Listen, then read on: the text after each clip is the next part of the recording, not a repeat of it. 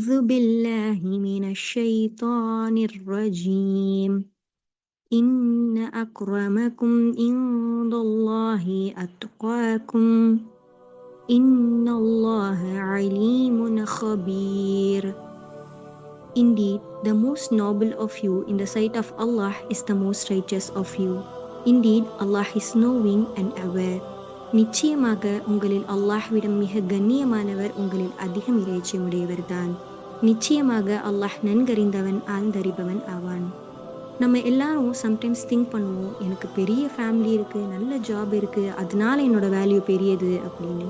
ஆனால் குரான்ல அல்லாஹ் கிளியராக சொல்கிறான், ரியல் நாபிலிட்டி ரெஸ்பெக்ட்டுங்கிறது வெல்த், ஸ்டேட்டஸ், பேக்ரவுண்ட் இதெல்லாம் இல்லை.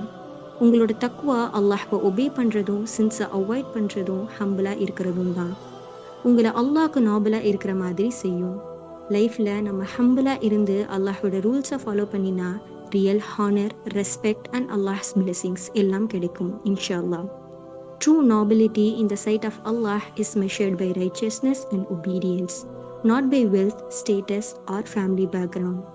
Jazakumullahu khair.